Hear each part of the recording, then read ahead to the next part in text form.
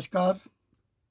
आज हम देश विदेश की प्रख्यात शख्सियत आदरणीय श्री दिलीप सेन जी के साथ हैं।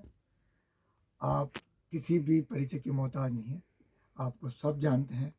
आप बहुत प्रख्यात म्यूजिक डायरेक्टर हैं और आपने 250 से ज़्यादा फिल्मों का म्यूजिक तैयार किया है। अनेकों खूबियों से आप लबालब हैं। आपके बारे में मैं ज़्यादा नहीं बोल सकता क्योंकि अ, आपकी बहुत बड़ी सक्सेसफुल स्टोरी है।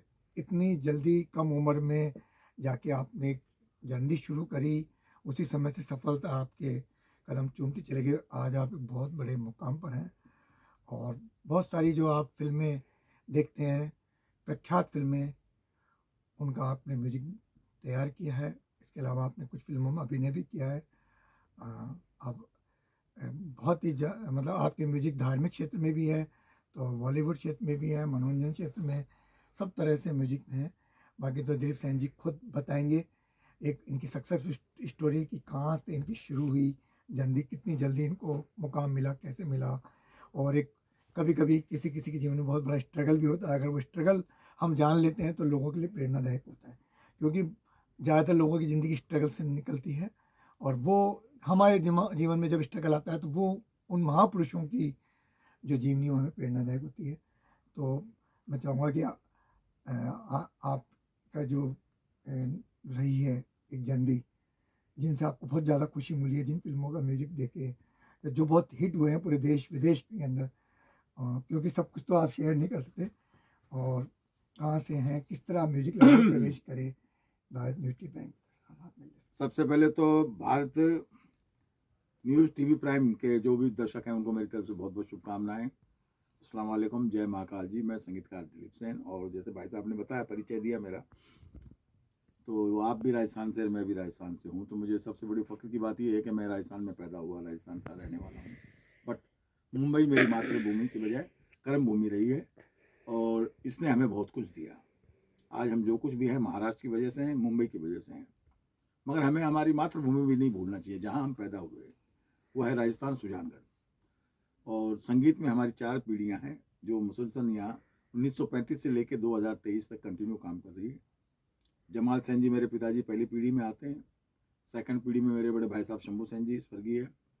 थर्ड में हम चाचा भतीजा दिलीप सेन, समीर सेन, और चौथी में मेरा पोता सोहेल सेन जी। तो इस तरीके से हमारी 4 जनरेशन फिल्म लाइन में है। इसके अलावा ललित सेन जी है, धीरज सेन जी है, गुणवंत सेन जी है, गिरी सेन जी है, संजीव सेन जी है। पूरी फैमिली ये सारी पूरी फैमिली संगीत में वाबस्ता है। सभी हम लोग संगीत की सेवाएं करते हैं। फिल्म में आने से पहले, एज ए संगीतकार से पहले, मैं डांस मास्टर हुआ करता था। डांस मास्टर आज भी हूँ, मगर अब सिखाता नहीं हूँ बच्चों को। और कैरियर की शुरुआत हमारी हुई सुरमा भोपाली से। और जो पहली सक्सेस मिली हमें, वो तो नो डाउट के यश राज की जो फिल्म थी आईना, इसका गाना बहुत चला था, गोरिया रे गोरिया मेरा दिल चुरा के ले जा। उसके बाद में पॉपुलर हम लोग हुए, जो गाना आज भी चल रहा है, ओले ओले जब भी कोई लड़की देखूं। तो इस तरीके से हमारी जीवनी रही। पर उससे पहले हमने साजिद नडियाद वाला की जुल्म की हुकूमत की थी, जो भी अपने आप में म्यूजिकल हिट रही। एक अंधेर गर्दी अशोक त्यागी जी की थी हम लोगों ने, और जस्ट गुलशन कुमार जी की जीना मरना तेरे संग। तो इस तरीके से ये हमारी फिल्में आई। उम्र 55 की, दिल बचपन का। फिर जैसे ही आईना, ये दिल लगी आने के बाद में, तो फिर आप लोगों की दुआएं, आशीर्वाद रहा, भोले की कृपा रही, अल्लाह का करम रहा, तो आज तक चले आ रहे हैं। अलग अलग प्रकार से हम सेवा करते जा रहे हैं संगीत की। और आज भी मैं टी सीरीज़ के साथ मुसलसल काम कर रहा हूँ। आज भी हम टी सीरीज़ के स्टूडियो से ही बात कर रहे हैं आप लोगों से। तो बड़ा अच्छा लगा कि भारत न्यूज़ टीवी प्राइम के लोग चैनल से पूरा का पूरा परिवार संगीत में है। और मैं समझता हूँ संगीत जैसी जो विद्या जो आपको सिद्ध है, आप तो ये ईश्वर की बिना कृपा के कुछ नहीं होता। पूरे जन्म की आपके परिवार की ऐसी साधना होगी, तो आपने इतना मतलब पूरा परिवार भी इन्वॉल्व है इसके अंदर, तो ये बहुत बड़ी उपलब्धि है। इसको आप क्या मानते हैं? उसको ईश्वर की कृपा ही मानना चाहिए। क्योंकि देखिए कि अगर एक परिवार जो है आज 4 पीढ़ियों से चल रहा है, 5वीं पीढ़ी में भी मेरा पड़पोता भी अभी तैयार हो गया है। वो भी 4 साल में वो भी एज ए संगीतकार इंट्रोड्यूस हो जाएगा। और हमें खुशी इस बात की है कि हम राजस्थान से हैं। राजस्थान के एक ऐसा शहर है कि जिसके अंदर अलग अलग प्रकार के कलाकार हुए हैं, योद्धा हुए हैं, हर चीज़ के अंदर राजस्थान हर चीज़ में आगे हैं। तो राजस्थानी होने के नाते मुझे इस बात की खुशी है कि हम लोग हर फील्ड में रहे और आज इतनी सक्सेस पाई हम लोगों ने। उस सक्सेस के पीछे नो डाउट ऑडियंस का हाथ रहा है, प्यार रहा है, और कुछ हमारी अपनी थोड़ी सी मेहनत भी, क्योंकि ऑडियंस को नज़र में रखते हुए आज भी हम जो काम करते हैं तो वो इस तरीके से करते हैं कि हमारे परिवार के लोग, हमारे जान पहचान के लोग, हमारी बहन बेटियाँ हमारा गाना भी सुन सके, पिक्चर में जाके वो गाने देख सकें, वो चीज़ों का भी हम लोग बहुत ध्यान रखते हैं। राजस्थान की सही बात कही। राजस्थान के अंदर चाहे योद्धा हो चाहे व्यापारी हो, हर क्षेत्र में राजस्थान वालों ने अव्वल विश्व है। में परचम रहा है। लेकिन पूरा विश्व भी एक, पूरा भारत ही एक हम तो ये मानते हैं, क्योंकि भारत में कोई अलग नहीं है। तो महाराष्ट्र ने, आपने बहुत अच्छी तरह से बात कही कि कर्म भूमि है, महाराष्ट्र ने आपको, यानी मुंबई ने आपको सब कुछ दिया। दिया। तो ये जो आपने इतना बड़ा मुकाम पे, इसमें कुछ स्ट्रगल भी आए या कोई ऐसा ऐसा कोई वाकया? स्ट्रगल तो नहीं कह सकते हैं इसको, स्ट्रगल तो वो देखिए, जाना तो हर जगह पड़ता ही था हम लोगों को काम मांगने के लिए, और ऐसा भी कई बार हुआ है कि भाई आज हम वो फिल्म कर रहे हैं, कल को वो फिल्म हमारी बजाय कोई दूसरा संगीतकार कर रहा है, तो उस तरह के तो स्ट्रगल होता है, उसको स्ट्रगल नहीं कहना चाहिए। अपने काम के अंदर इजाफा करने के लिए आपको हर चीज़ की इल्म हासिल करने के लिए या आपको तपना चाहिए, तो थोड़ी बहुत तो तपन होनी चाहिए, जिसको स्ट्रगल कहते हैं आप, तो वो तो हर इंसान के जीवन में होना ज़रूरी है। आपको आते ही सब कुछ मिल जाता है तो आप इतनी जल्दी सक्सेस नहीं पाते, क्योंकि जो चीज़ फिल्म लाइन के अंदर देखिए, एक संगीतकार जो बनता है ये 3 चीज़ों के नाम से बनता है, गायन, वादन, नृत्य। इन 3 चीज़ों को मिलाने से एक संगीतकार बनता है, तो संगीतकार को एक फिल्म की सारी सिचुएशनों की मालूमात होनी बहुत ज़रूरी होती है। तो हमें इस बात की खुशी रही कि हमारे शुरुआती दौर में जो भी हम लोग अप डाउन हमारे बीच आता रहा, ऐसा कोई संघर्ष नहीं आया कि जो किसी को बताया जाए कि भाई इस तरीके से हम यहाँ से आउट हो गए थे या नहीं हो गए थे, क्योंकि संघर्ष के बिना जीवन नहीं है। मेहनत, संघर्ष का दूसरा रूप है मेहनत।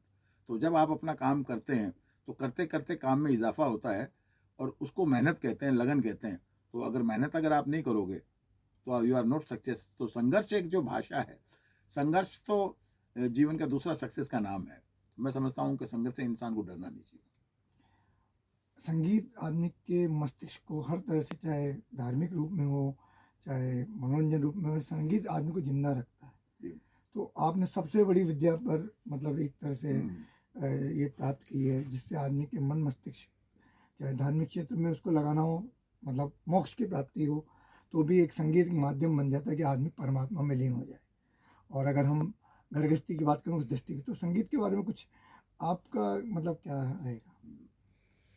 मैं इतना ही कहना चाहूँगा कि संगीत ही हमारा जीवन है, और दुनिया में सबसे पहले जो उत्पत्ति हुई थी, वो सृष्टि की रचना भी संगीत से हुई है। शाम वेद में भी अगर आप देखेंगे तो उसमें भी संगीत का जिक्र है। तो संगीत तो आदिकाल काल से है, और दुनिया जब से बनी जब से संगीत है, और संगीत से ही पूरी दुनिया चल रही है। आज हम लोग जो बात कर रहे हैं ये भी लय में ही हो रही है, तो बिना संगीत के तो कुछ भी नहीं है। संगीत भी हर तरह का हिट हुआ है हमारे देश में, मतलब जिसको आप मॉडर्न संगीत कह सकते हैं, प्राचीन में अलग रहा, हर समय कंसेप्ट बदलते रहते हैं, और हर तरह के दर्शक भी मौजूद हैं संगीत में। तो ये जो इस तरह बदलाव होता रहता है, और एक परिस्थिति के समय गाना भी कई समय हिट होते हैं कि आज ये गाना हिट हो रहा है, आज उसका ये टूर, और कई पुराने कॉन्सेप्ट वापस आ रहे हैं और गाने भी रिमिक्स होके आ रहे हैं। इस बारे में आप क्या कहें? देखिए, ये तो मैं आपको बताऊंगा कि हर 10 साल में, 5 साल में संगीत का ही नहीं, पूरी सृष्टि का चलन चेंज होता है। मतलब आप सिर्फ संगीत में ही नहीं कह सकते, हर चीज़ में, पहनावे से लेके, खान पान से लेके, रहन सहन से लेके, इंसान के चाल चलन से लेके, हर एक में तब्दीलियाँ तो आती है, तो संगीत में भी आती है, और चेंज आना भी चाहिए। क्योंकि अब जो म्यूज़िक 1935 में बना, फिर 1940 में बना, 1950 में बना, 1960 में बना, 70 में बना, 80 में बना, 90 में बना, तो इस तरीके से हर म्यूज़िक के अंदर मॉडिफिकेशन होता रहा, चेंज आता रहा, सुधार भी होता रहा कई जगह। अब आज का जो संगीत लोग बोलते हैं कि भाई हमें कुछ समझ में आता है, कुछ समझ में नहीं आता है, आज का भी संगीत कोई बुरा नहीं है।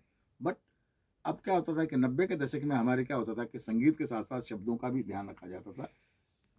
जैसे पहले रखा जाता था, पहले के गानों में रखा जाता था कि शायरी बहुत ज़रूरी है, गीत बहुत ज़रूरी है, तो शब्दों का ध्यान रखा जाता था, सिचुएशन का ध्यान रखा जाता था, धुन का ध्यान रखा जाता था, इवन ऑर्केस्ट्रा का ध्यान रखा जाता था।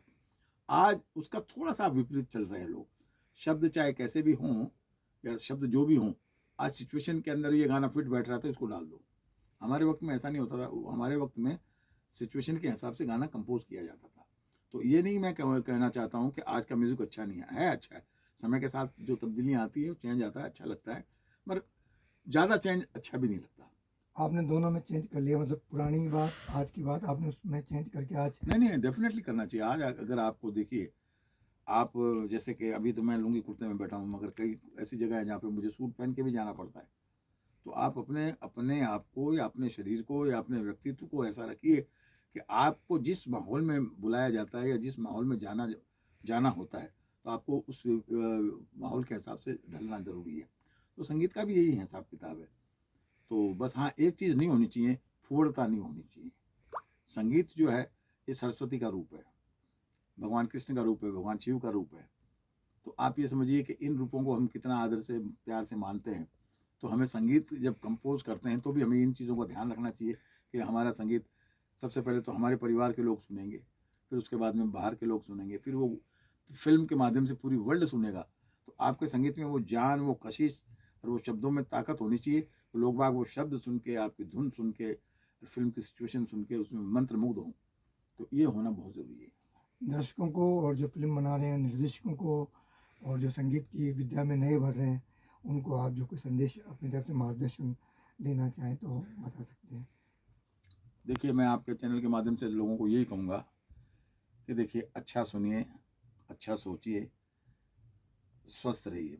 सबसे पहले तो मैं ये कहूँगा कि भाई कोरोना काल अभी तक गया नहीं है, कोरोना आज भी है। कोरोना का मतलब ये नहीं कि वो मुंह में मास्क ज़रूरी है, हाथ पैर में सैनिटाइजर होना ज़रूरी है, क्योंकि डिस्टेंस रखना बहुत ज़रूरी है, क्योंकि अभी तक हमारे यहाँ से गया नहीं है। तो ये तो पहले तो मैं पब्लिक को ये कहूँगा कि स्वस्थ रहिए, खुद भी स्वस्थ रहिए, अपने पड़ोसियों को भी स्वस्थ रखिए, परिवार को स्वस्थ रखिए। और रही बात संगीत की, तो अच्छा संगीत सुनिए, क्योंकि संगीत अच्छा सुनने से आप डिप्रेशन से दूर भागेंगे और अच्छा संगीत सुनने से आप खुद अपने आप को यंग मानेंगे, तरोताज़ा रहेंगे। तो अच्छा संगीत सुनिए और अच्छे बोल बोलिए, मित्रता से रहिए, मिलजुल के रहिए, अनेकता में एकता की तरह रहिए। ना हम हिंदू हैं, ना मुसलमान हैं, हम सबसे पहले एक इंसान हैं, भगवान के बनाए हुए। तो ये हमें नहीं भूलना चाहिए। नमस्कार, अस्सलाम वालेकुम, जय महाकाल। धन्यवाद से दिलचंद जी, आपको बहुत बहुत धन्यवाद, आपने अपना अमूल्य समय। Thank you sir.